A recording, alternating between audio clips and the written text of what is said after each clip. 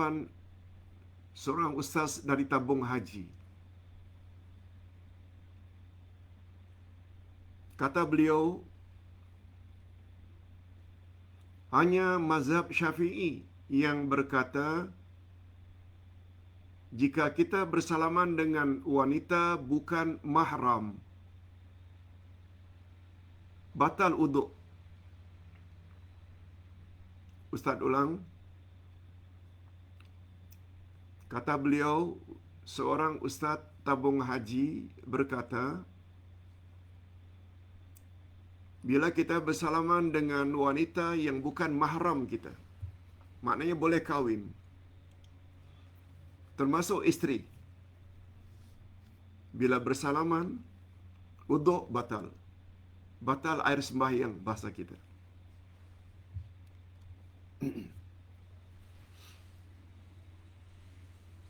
Sedangkan mazhab-mazhab yang lain tidak batal katanya. Jadi masa tawaf, jika kita tersentuh wanita lain, tak batal air sembahyang kita menurut pendapat mereka. Mazhab yang lain selain Imam Asy-Syafi'i, apakah tidak batal bila ketika tawaf bersentuhan dengan wanita? Mohon penjelasan Pak Ustaz.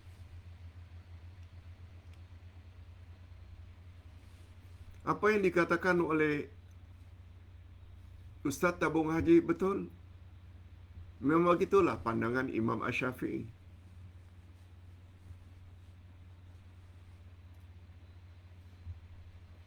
Sebab beliau mengartikan ayat Al-Quranul Karim yang berbunyi, A'udzubillahi minasyaitanirrajim, aw lamastumun nisa. Di antara perkara yang boleh membatalkan wuduk adalah menyentuh wanita. Beliau memahami sentuhan itu sentuhan kulit dengan kulit, termasuk bersalaman.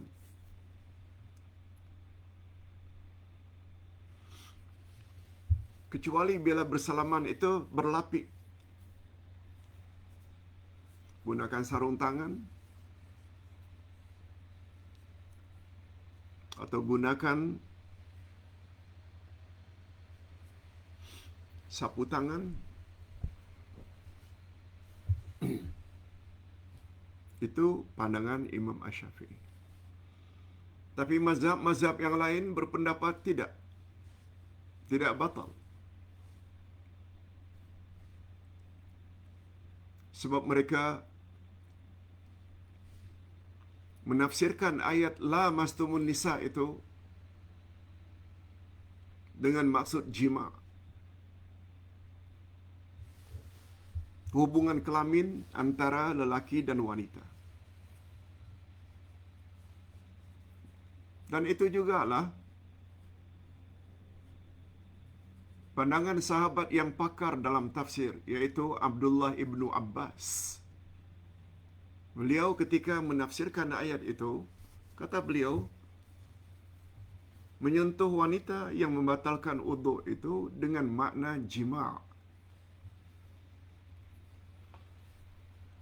Ini diperkuatkan lagi oleh hadis-hadis Nabi sallallahu alaihi wasallam, antara lain baginda salat malam.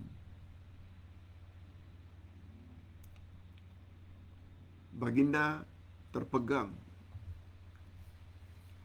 kaki Aisyah karena biliknya sempit. Baginda teruskan salatnya. Ada riwayat lain bahawa baginda selesai ambil uduk.